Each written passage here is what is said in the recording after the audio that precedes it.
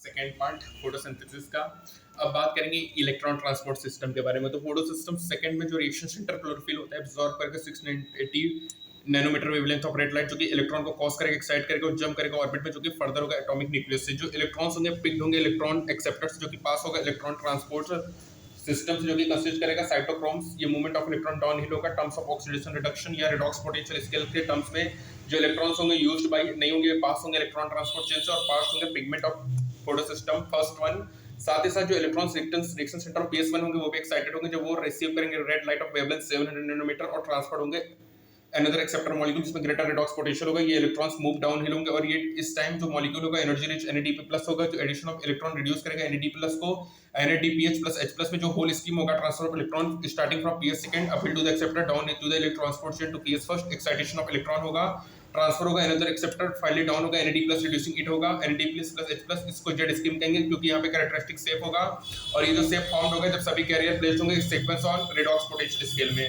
Splitting of water क्या होगा बच्चों कि PS second supply electrons continuously कैसे करेगा, जो इलेक्ट्रॉन्स होगा मूव करके फोटो सिस्टम सेकंड से रिप्लेस्ड होगा और ये अचीव होगा इलेक्ट्रॉन्स अवेलेबल होगा due to splitting of water. जो स्प्लिटिंग ऑफ वाटर होगा एसोसिएट होगा PS सेकंड वाटर स्प्लिट होगा H+ और ऑक्सीजन से और इलेक्ट्रॉन एसोसिएट होगा PS सेकंड से, ठीक है। और यहाँ पे क्रिएट करेगा oxygen one of the net product of photosynthesis. जो इलेक्ट्रॉन नीडेड होगा जो कि रिप्लेस करेगा रिमूव फ्रॉम फोटोसिंथेसिस फर्स्ट, वो प्रोवाइडेड होगा फोटो सिस्टम सेकंड के द्वारा। यहाँ पे H2 ब्रेक डाउन हुआ 4H+ + O2 first floor electron होगा। और अपन यहाँ पे एक्सरसाइज करेंगे जो वाटर स्प्लिटिंग कॉम्प्लेक्स होगा बच्चों कहाँ से एसोसिएटेड होगा PS सेकंड में विद द PS सेकंड जो कि इटसेल्फ फिजिकली लोकेटेड होगा inner side membrane of the thylakoid. तो बच्चों क्वेश्चन आ सकता है कि वाटर स्प्लिटिंग कॉम्प्लेक्स किससे एसोसिएटेड है, तो inner membrane of the thylakoid में। और क्या यहाँ पे प्रोटॉन्स और O2 फॉर्म्ड होंगे और रिलीज होंगे ल्यूमेन में कि आउटसाइड द मेम्ब्रेन, तो ल्यूमेन में होंगे बच्चों। अब बात करेंगे साइक्लिक एंड नॉन साइक्लिक फोटोफॉस्फोरिलेशंस के बारे में कि जो लिविंग ऑर्गन्स होती है उसके पास एबिलिटी होती है कि वो एनर्जी को एक्सट्रैक्ट करे, ऑक्सीडाइज करे, सब्सटेंस को रिस्टोर करे in the form of bond energy. Special substance होते हैं जो कि ATP कैरी करेगा इस एनर्जी को केमिकल बॉन्ड्स पे। जो प्रोसेस होता है जिसके थ्रू ATP सिंथेसाइज होता है बाय सेल्स उसको अपन कहते हैं फॉस्फोरिलेशन। फोटोफॉस्फोरिलेशन क्या है? Synthesis of ATP from ADP and inorganic phosphate in the presence of light. जब दो फोटो सिस्टम वर्क करेगा फर्स्ट सीरीज में PS second and then PS first, तो इसको नॉन साइक्लिक कहेंगे। और यहाँ पे दो फोटो सिस्टम कनेक्टेड होंगे इलेक्ट्रॉन ट्रांसपोर्ट सिस्टम से, जो कि अपन ने देखा जेड स्कीम में बोथ ATP और NADPH आर सिंथेसाइज्ड होगा by this kind of electrons flow, ठीक है बच्चों। नॉन साइक्लिक में दोनों बनेगा और पहले photo system first second work करेगा फिर फोटो सिस्टम फर्स्ट वर्क करेगा।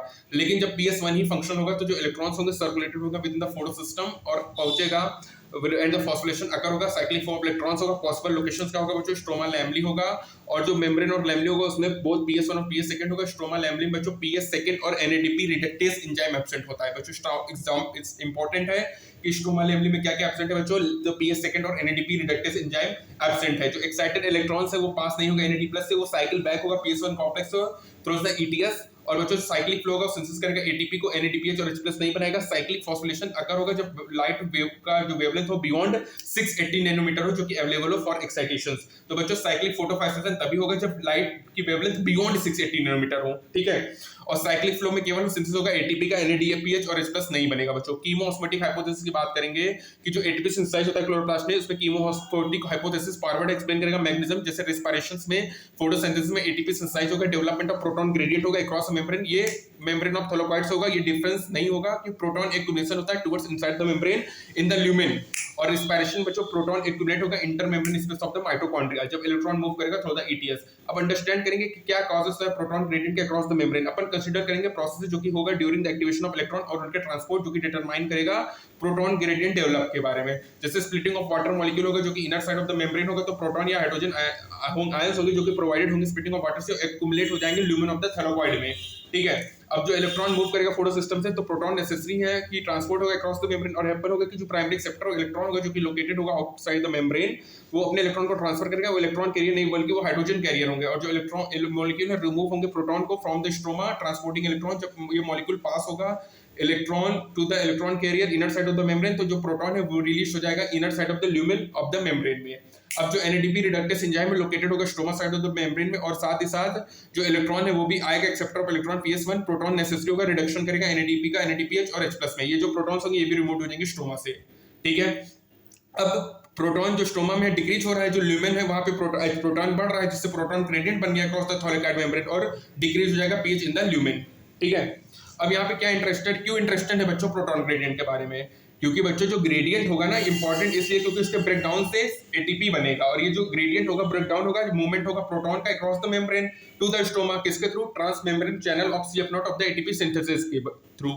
जो एमटीपी सिंथेसिस होगा उसमें जो दो होंगे, सीएफ1 नॉट होगा जो कि इम्बिडेंट होगा थाइरोकाइड मेम्ब्रेन में, जो कि फॉर्म करेगा ट्रांस मेम्ब्रेन चैनल जो कि कैरी करेगा फैसिलिटेटेड डिफ्यूजन और अक्रॉस द मेम्ब्रेन, और जो अदर पोर्शन होगा सीएफ1 वो प्रोट्रूड्स होगा on the outer surface of the thylakoid membrane जो कि फिक्सेस होगा स्टोमा, जो ब्रेकडाउन होगा ग्रेडियंट का वो प्रोवाइड करेगा एनर्जी टू कॉज करेगा कन्फर्मेशन चेंज इन द सीएफ1 particle of the ATP synthesis जो कि एंजाइम को सिंथेसाइज करेगा, पैक्ड होगा एटीपी में। कीमोस्मोसिस में चार चीज की रिक्वायरमेंट होगी, मेम्ब्रेन की, प्रोटॉन पंप की, प्रोटॉन ग्रेडियंट की, एटीपी सिंथेसिस की। जो एनर्जी की यूज होती है पंप प्रोटॉन करेगा क्रॉस मेम्ब्रेन, क्रिएट करेगा gradient high concentration of proton within the thylakoid lumen, और एटीपी सिंथेसिस में चैनल होगा जो कि अलाउ करेगा diffusion of proton back across the membrane जो कि इनफ करेगा एनर्जी टू एक्टिवेट करेगा एटीपी सिंथेसिस जो कि कैटलाइज करेगा इंफॉर्मेशन ऑफ एटीपी को। along with NADPH produced by the movement of electrons, जो ATP होगा वो immediately used होगा बायोसिंथेटिक रिएक्शंस में जो कि होगा स्ट्रोमा में, रिस्पांसिबल होगा फिक्सिंग करेगा CO को और सिंथेसिस करेगा शुगर का। अब बात करेंगे बच्चों ATP और NADPH कहाँ यूज्ड होंगे।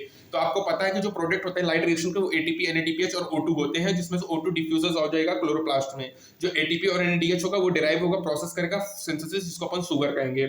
अब ये बायोसिंथेटिक फेज होता है फोटोसिंथेसिस का, ये प्रोसेस डायरेक्टली डिपेंड नहीं करेगा लाइट पे, ये डिपेंड होगा प्रोडक्ट ऑफ लाइट रिएक्शंस पे, दैट इज ATP और NADPH बिसाइड CO और H2O। और तुम वंडर होगा कि ये कैसे वेरीफाई है, तो यहाँ पे बायोसिंथेटिक प्रोसेस है वो कंटिन्यू होता है और कुछ स्टॉप हो जाता है, लाइट अवेलेबल होगा तो सिंथेसाइज अगेन स्टार्ट होगा। क्या biosynthetic phase as a dark reaction है, मिसनोमर है?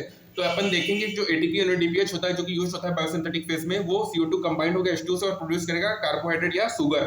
अब यहाँ पे इंटरेस्ट है कि फाइंड करना है कि कैसे रिएक्शन प्रोसीड होगा और कौन फर्स्ट प्रोडक्ट फॉर्म था जब CO2 को टेकन लिया गया रिएक्शन में या फिक्स्ड किया गया। तो बच्चों सेकंड वर्ल्ड वॉर के बाद सेवरल एफर्ट हुआ जो कि पुट किया radioisotopes to beneficial use of Melvin Calvin जो कि यूज किए थे रेडियोएक्टिव कार्बन 14 का हिम ग्लोबल फोटोसिंथेसिस, और उन्होंने डिस्कवर किया था कि फर्स्ट CO2 फिक्सेशन प्रोडक्ट क्या 3 कार्बन ऑर्गेनिक एसिड, और उन्होंने कंप्लीट बायोसिंथेटिक पाथवे दिया, उसको नाम दिया कैल्विन साइकिल आफ्टर नेम। और जो फर्स्ट प्रोडक्ट आइडेंटिफाई था वो 3PGA होगा, फॉस्फोग्लिसरिक एसिड, ठीक है। और उसमें कितने कार्बन एटम होंगे? 3 कार्बन होंगे, ठीक है। अब उन्होंने साइंटिस्ट ने कोशिश किया कि देखा कि जो प्लांट्स होते हैं उसमें PGA first product of CO2 fixation है या एनी अदर प्रोडक्ट जो कि फॉर्म्ड होगा अदर प्लांट्स में। एक्सपेरिमेंट कंडक्ट किया वाइड रेंज ऑफ प्लांट जिसमें discovery another group of plant में जिसमें फर्स्ट स्टेबल प्रोडक्ट क्या था CO2 fixation was organic acid जो कि 4 कार्बन एटम था, इसको ऑक्सिलोएसिटिक एसिड कहा गया। जो CO2 एसिमिलेशन होगा ड्यूरिंग फोटोसिंथेसिस में 2 मेन टाइप्स होगा, जिसमें first product of CO2 fixation C3 acid है, वो C3 पाथवे है, जिसमें C4 है ऑक्सिलोएसिटिक एसिड है, वो C4 पाथवे है। और ये जो दो ग्रुप ऑफ प्लांट है ये एसोसिएटेड कैरेक्टरिस्टिक होगा जो कि अपन डिस्कस करेंगे। प्राइमरी CO2 और एक्सेप्ट CO2 की बात करेंगे। तो अपन क्वेश्चन देखेंगे क्या पूछा गया साइंटिस्ट के द्वारा जो स्ट्रगलिंग किया अंडरस्टैंड किया डार्क रिएक्शन को, कितने कार्बन एटम्स होंगे आफ्टर एक्सेप्टिंग फिक्सिंग CO2 जिसमें कार्बन ऑफ PGA। तो बच्चों ये स्टडी अनएक्सपेक्टली बताता है कि एक्सेप्टर मॉलिक्यूल होंगे 5 कार्बन कीटोस शुगर होंगे जिसको राइबोस बिस्फॉस्फेट, और देखेंगे क्या क्या इसकी क्या पॉसिबिलिटी है। तो जो साइंटिस्ट है उन्होंने लॉन्ग टाइम कंडक्ट किया बहुत सारे एक्सपेरिमेंट और उन्होंने कंक्लूजन पे पहुंचा कि उन्होंने देखा कि जो फर्स्ट स्टेबल प्रोडक्ट है वो C3 एसिड है और जो प्राइमरी एक्सेप्टर है वो 2 कार्बन कंपाउंड है। और उन्होंने बहुत सारा समय दिया और आइडेंटिफाई किया 2 carbon compound before they discover तो 5 कार्बन RUBP। अब कैल्विन साइकिल की बात करेंगे बच्चों, तो कैल्विन साइकिल और उनके वर्कर ने वर्क किया होल पाथवे और उन्होंने पाथवे ऑपरेटेड किया साइक्लिक मैनर में। RUBP रीजनरेट होगा, कैल्विन पाथवे ऑपरेट करेगा और शुगर सिंथेसाइज्ड होगा। और अपन देखेंगे कि कैल्विन पाथवे सभी फोटोसिंथेटिक प्लांट में होगा, चाहे वो C3 हो चाहे वो C4 हो। अब यहाँ पे 3 स्टेप होते हैं, कार्बोक्सिलेशन, रिडक्शन और रीजनरेशन। कार्बोक्सिलेशन क्या होगा बच्चों? फर्स्ट फिक्सेशन ऑफ CO2 का stable organic intermediate most crucial step होता है बच्चों, जहां पे CO2 यूटिलाइज होगा। कार्बोक्सिलेशन ऑफ RUBP और इसमें कैटलाइज होगा एंजाइम RUBP कार्बोक्सिलेज जो कि फॉर्मेशन करेगा 2 मॉलिक्यूल ऑफ 3PGA, और यह एंजाइम में ऑक्सीजनस एक्टिविटी होगा, इसको मोर करेक्टली RUBP कार्बोक्सिलेज ऑक्सीजनस या रुबिस्को कहेंगे बच्चों। रिडक्शन क्या होगा बच्चों? यहाँ पे सीरीज होगा, फॉर्मेशन ऑफ ग्लूकोज होगा, यहाँ पे utilisation of 2 molecule of AT होगा फॉर फॉस्फोरेशन और 2 NADPH होगा पर रिडक्शन CO2 मॉलिक्यूल, और fixation of 6 CO2 molecules of CO2 मतलब 6 साइकिल की रिक्वायर्ड होगी, formation of 1 molecule of glucose from the pathway. Regeneration क्या होगा बच्चों? रीजनरेशन में CO2 एक्सेप्टर मॉलिक्यूल क्रूशियल होगा, साइकिल कंटिन्यू इंटरप्टेड होगा। रीजनरेशन में 1 ATP की रिक्वायरमेंट होगी और RUBP को फॉर्म करने के लिए। बच्चों प्राइमरी CO2 एक्सेप्टर कौन है? C3 साइकिल में RUBP है, फर्स्ट स्टेबल कंपाउंड कौन है? 3 कार्बन का PGA है बच्चों, ठीक है। प्राइमरी CO2 एक्सेप्टर RUBP है, फर्स्ट स्टेबल कंपाउंड 3 कार्बन का PGA है बच्चों। तो 2 ATP 2 NADPH रिडक्शन से बना, 1 ATP रीजनरेशन से बना।